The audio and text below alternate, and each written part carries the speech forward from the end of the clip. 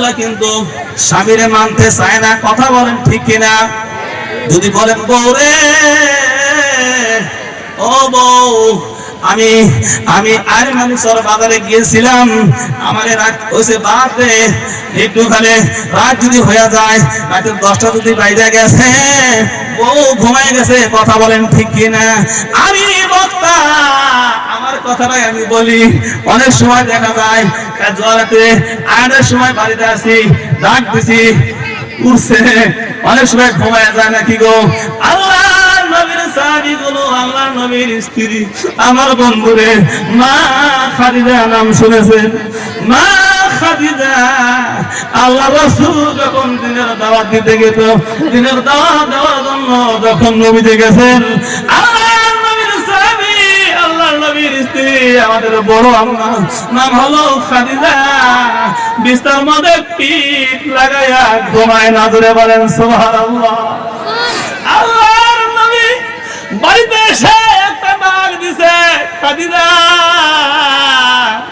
খাদিজা বলে একটা ডাক দিছে, এক ডাকের মাথায় ও খাদিজা ঘরের দরজা খুলে দিয়েছেন, জোরে গাও সুবহানাল্লাহ।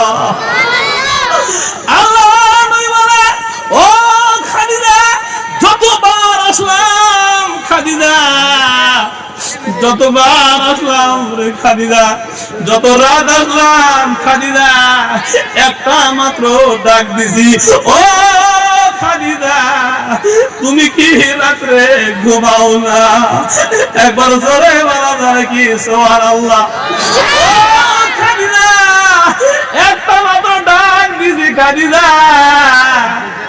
অমনি খাদিজা ঘরের দরজা খুলে দেয়। খাদিজা বলে, নবী গো, আমি কেমনে আমি ঘুমাবো? ও নবী, আমি কেমনে ঘুমাবো? আপনি দিনের দাওয়াত দিতে মানুষের তারে তারে যান, আমি যদি ঘুমাই গো, আল্লাহ নবী আমার ঘরের সম্মুখে এসে ডাকবো, আমি খাদিজা, আমার বড় কাঁদি বইয়া যাবে, ধরে গান সুবহানাল্লাহ। ও পর্দারা বসে আছে, আমি তোমাদেরকে বলি গো মা, তোমার স্বামী যখন বাইরে যাব, স্বামী যখন বিদেশে যাব, স্বামী ঘরে আসার আগ পর্যন্ত বিছানার মধ্যে পিঠ লাগাইয়া ঘুমাবা না, এটা আমল করা যাবে ইনশাআল্লাহ। আমার বন্ধুরে, আমার নবী, আমার নবীজির ছোট আম্মা, আমাদের ছোট আম্মা মা আয়েশা সিদ্দিকা রাদিয়াল্লাহু তাআলা আনহা, আমার নবীকে কেমনে ভালোবাসতেন, জয় গান সুবহানাল্লাহ। আল্লাহর নবীর ছোট বিবি, আমাদের ছোট আম্মা মা আয়েশা সিদ্দিকা রাদিয়াল্লাহু তাআলা আনহা, স্বামীর কেমনে খেদমত করতো গো মা, পর্দায় যারা বসে আছে মা, আমার নবীর স্ত্রী, আমাদের ছোট আম্মা খাদিজা, আমাদের ছোট আম্মা আয়েশা রাদিয়াল্লাহু তাআলা নবীর কাছে বললেন, নবী গো, আমি একটা খেদমত আপনার কাছে যাব, বলে বলেন সুবহানাল্লাহ। ও নবীজি, একটা খেদমত আমি আপনার কাছে চেয়ে নিব, সে খেদমতটা হলো গোসলের খেদমত, ধরে বলেন সুবহানাল্লাহ। আমার বন্ধুরা, আমার খাদিজা আয়েশা আল্লাহর রাসূলকে গোসল করানোর জন্য, কি করানোর জন্য? নবীকে গোসল দেওয়ার জন্য আমাদের ছোট আম্মা এরকম করে জল চোখের মধ্যে বসাইছে, অচমকায় আমার মা আয়েশার পার বুড়া আঙ্গুল ওই জল চোখের তলে পড়ে গেছেন, ধরে বলেন সুবহানাল্লাহ। আমার বন্ধুরে, ও মা, যারা পর্দায় বসে আছো, আমার নবীর স্ত্রী, আমার নবীকে কেমনে খেদমত করতো? আমার নবীজি চলচকির মধ্যে বসে পড়েছেন, আঙ্গুল ফেটে গেছে রে আয়েশা, আল্লাহ রাসূলকে উঠতে বলতে বলল, ধরে বলেন সুবহানাল্লাহ। আল্লাহ রাসূলকে পানি দেয়, তুমি বলে আয়েশা রে, তুমি পানি দাও, সাদা পানি দাও হে আয়েশা।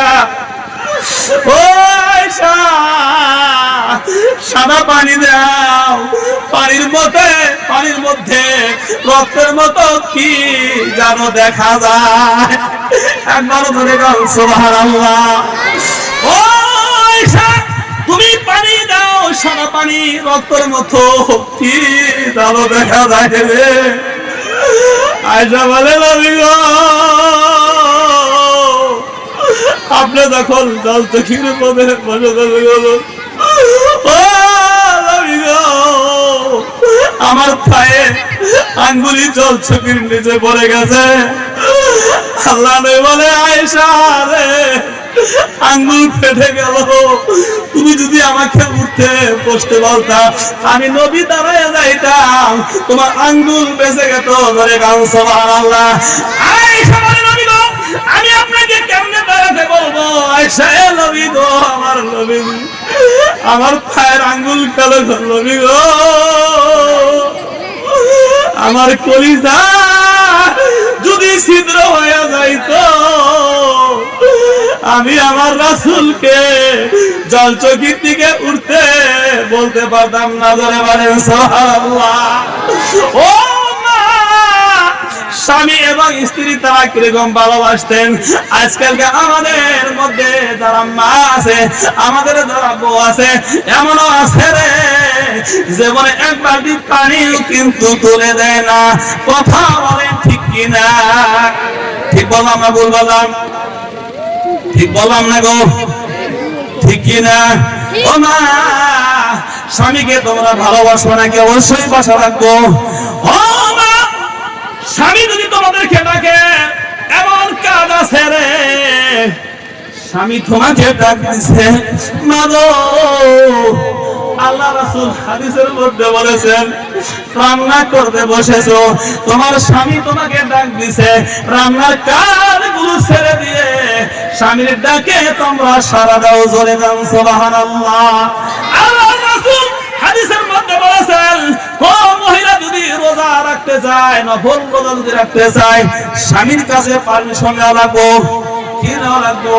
স্বামী যদি পারমিশন না দেয় রে মা, অবশ্যই নফল রোজা তোমরা রাখতে পারবা না।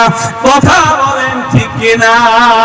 ও বন্ধুরে, আপনারা যদি বউকে আদর করেন, অবশ্যই বউ আপনাদেরকে ভালোবাসবেন। বাসবেন কি বাসবেন না?